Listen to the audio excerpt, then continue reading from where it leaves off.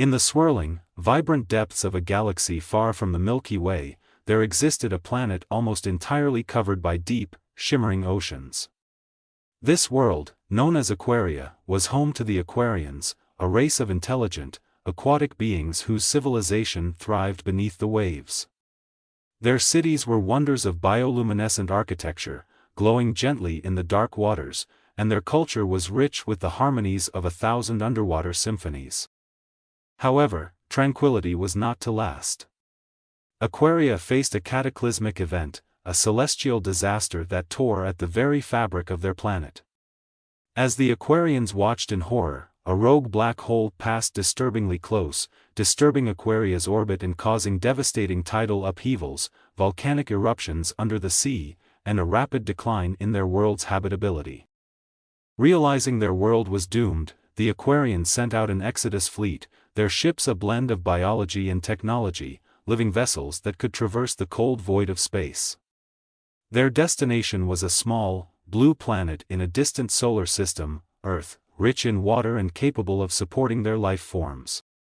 The Aquarians entered the Earth's atmosphere during the last ice age, a time when mammoth and mastodon roamed the frozen landscapes.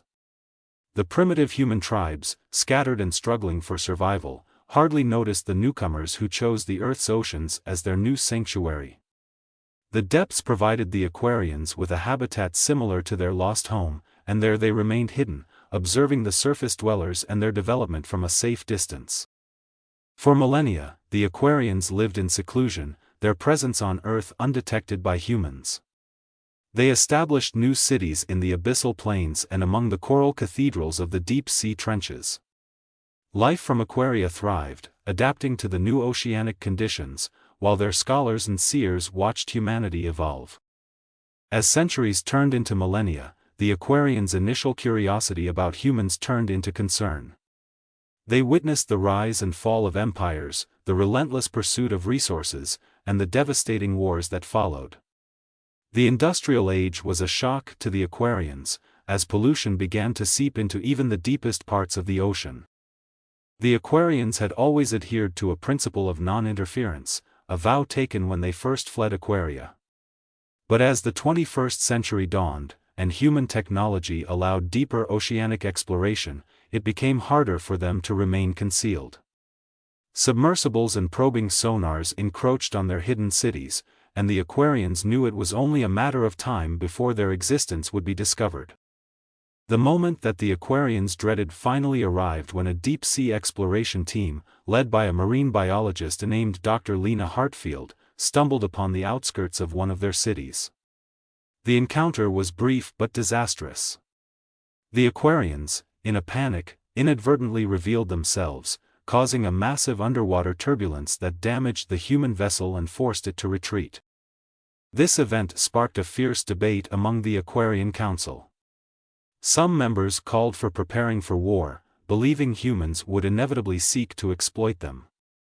Others, remembering their own history, felt empathy for humans and saw an opportunity for dialogue. Amid this turmoil, an unexpected voice emerged from a young Aquarian named Salus. He proposed a daring plan to establish a bridge between the two races, believing that not all humans were destroyers and conquerors. Back on the surface, Dr. Lena Hartfield faced ridicule and disbelief when she tried to report what she had seen. The scientific community dismissed her claims as a result of pressure-induced hallucinations. But Lena knew what she had seen and felt a deep connection to these mysterious beings. Determined to prove the existence of the Aquarians and convinced of the need for a peaceful approach, Lena sought out evidence of their presence. Her quest led her to ancient tribal lore, stories passed down by coastal peoples around the world, tales of the Deep Ones who lived in cities beneath the waves. As Lena pieced together these stories, she realized that the Aquarians had been stewards of the ocean for far longer than humans had walked the earth. She decided to make a public appeal for peace and cooperation with the Aquarians, hoping to reach out to them. The Aquarians responded to Lena's appeal, intrigued by her genuine desire to understand and protect the ocean. Salus and the council decided to test the sincerity and worthiness of humans. They tasked Lena with retrieving a sacred object, the aquilith, a crystalline artifact located in a treacherous part of the ocean. The aquilith was not merely a symbol but also a powerful relic of the Aquarians' lost homeworld, capable of purifying vast quantities of water and rejuvenating marine life. It rested in the deepest trench of the ocean, guarded by the Leviathan, a colossal, ancient creature that had pledged to protect the Aquarians' most sacred treasures. Lena, equipped with the latest in submersible technology designed to withstand extreme pressures, embarked on her journey to the trench. Her vessel, the Nautilus V, was a marvel of engineering, but the path to the aquilith was fraught with peril. The deeper she went, the more she realized that the ocean was not just a place of darkness and pressure, but of life, mystery, and beauty. Bioluminescent creatures lit her path, and the ruins of ancient Aquarian outposts whispered secrets of a bygone era.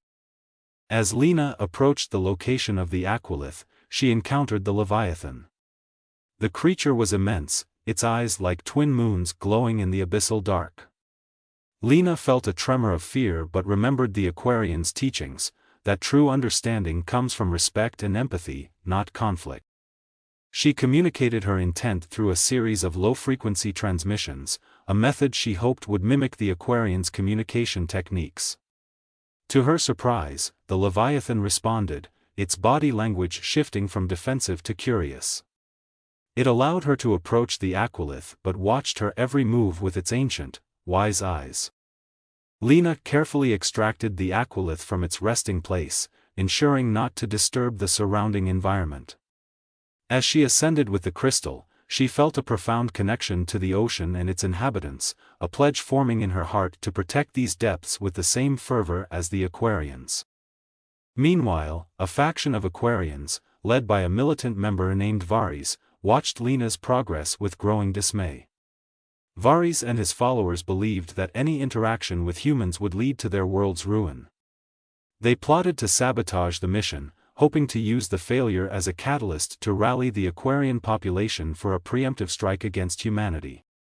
As Lena neared the surface, Varys and his faction unleashed a torrent of underwater currents and sent aggressive marine creatures to intercept her.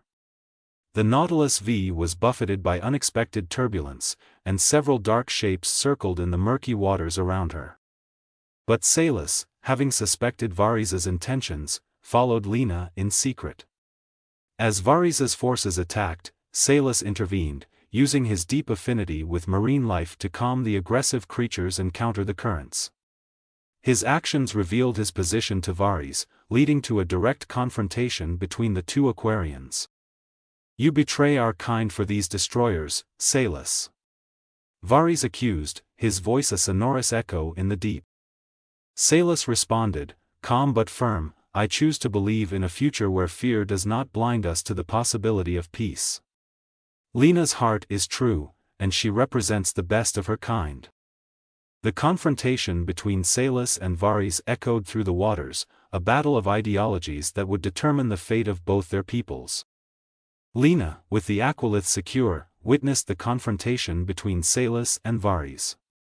Realizing the gravity of the internal conflict among the Aquarians, she made a decision that surprised both factions. She offered the aquilith to Salus, showing her trust not in a single being but in the collective will of the Aquarian people to choose peace. Moved by her act of faith, Salus turned to Varys. "See, Varys, even when given the power to claim victory, she chooses dialogue. Can we not extend the same courtesy?" Varys, seeing the sincere trust Lena placed in them, found his resolve wavering. The presence of the aquilith, pulsing with the essence of their lost homeworld, reminded him of what was at stake, not power, but the chance for a new beginning. With a heavy heart, Varys ceased his assault, and the waters calmed. Lena and Salus emerged from the depths with the aquilith, greeted by a world watching in awe as the story of the hidden civilization beneath the waves became a beacon of hope. In the aftermath of her journey, Lena became a liaison between humans and Aquarians, using her understanding and respect for both cultures to foster a dialogue that had seemed impossible. The Aquarians, with Salus as their representative, decided to slowly reveal themselves to the world, guiding humanity in healing the oceans they had both come to call home. The aqualith was placed in a newly established underwater sanctuary, a symbol of the alliance between the two races. But something was changing on Earth. Humans had reached a place of understanding and the ability to course correct away from self-destruction. As the new alliance between humans and Aquarians strengthened, Earth began to heal. The aqualith's powers extended beyond anyone's expectations, purifying the oceans and sparking a global renaissance in marine biology and environmental science. Under the guidance of Lena and Salus, new treaties were signed, and protective measures were enacted, creating a sustainable balance between human activities and the ocean's health. However, during these times of healing and cooperation, the Aquarians held a profound secret, one that Salus and the Aquarian Council had not yet disclosed to humanity. The revitalization of Earth's oceans was a test, a prelude to a much larger decision that the Aquarians faced. In a grand assembly, where human leaders and Aquarians gathered, Salus revealed the deeper truth. While we found a sanctuary on Earth and have come to cherish this planet and its people, our stay was always meant to be temporary, Salus declared, his voice carrying both sadness and hope. Our biology and our spirit are tied to the stars, to explore and find new water worlds. Earth cannot sustain both our races into the distant future without compromise. Our mission now is to find new oceans, new homes in the cosmos, ensuring that Earth remains protected and flourishing under your stewardship. Lena, understanding the weight of his words, felt a pang of sadness but also pride. The Aquarians had shared their knowledge, technology, and spirit, not to make humanity dependent but to prepare them to be guardians of their own world. In the months that followed, humanity and the Aquarians worked together to prepare for the great departure. Aquarian scientists and human engineers collaborated to build a new fleet of starships, designed for the Aquarians' unique needs, capable of traveling through the vast, uncharted expanses of the universe in search of new aquatic paradises. These ships were different from any humanity had ever seen, grown from the same biotechnology that had brought the Aquarians to Earth millennia ago. They were living vessels, symbiotic entities that could heal and adapt, equipped with the ability to create temporary habitats for the Aquarians as they journeyed through the stars. The night before the departure, Lena and Salus stood by the shore, watching the bioluminescent waves lap against the sand, a reminder of the Aquarians' influence on Earth's marine life. I once thought of the stars as distant lights, unreachable and cold, Lena said, her voice tinged with emotion. But now, I see them as beacons of hope, paths to new beginnings. Salus placed a hand on her shoulder, his touch gentle and cool. We leave knowing that Earth is in capable hands. You taught us about resilience, about hope, and about the fight to protect what we cherish. Carry that forward, Lena. Be the guardian of this world, as we seek to be the shepherds of new ones. The day of departure arrived with a mix of celebration and solemnity. People from all over the world gathered to witness this historic moment, as the Aquarian fleet prepared to launch from the depths of the Pacific, where the ocean was once again teeming with life, a testament to the successful alliance. As the ships broke the surface, they shimmered like jewels under the sun, their surfaces reflecting 1,000 shades of blue and green. The sight was otherworldly, a fusion of nature and technology, a farewell to a race that had become Earth's unseen guardians. Lena watched, her heart full of mixed emotions, as the Aquarians ascended. Salus was among the last aboard, turning to give her a final nod of respect and gratitude. As the ship soared into the sky, they left a trail of luminescent mist, a celestial path that slowly faded into the daylight. In the years that followed, Lena continued her work, now as the head of a new international organization dedicated to marine preservation and environmental science, inspired by Aquarian principles. The legacy of the Aquarians lived on through advanced technologies and methodologies they had shared, which now propelled human efforts to protect and explore their own planet. The oceans thrived, and humanity found a new equilibrium, a balance between advancement and preservation. The aqualith remained a symbol of this balance, its glow a constant reminder of the pact between human and Aquarian, and the responsibilities Earth's inhabitants carried forward. As for the Aquarians, their journey through the stars was filled with discovery and wonder. They found new water worlds, each unique and vibrant, ensuring their survival and the continuation of their exploratory spirit. Their connection to Earth remained, a bond forged in the depths and sealed among the stars.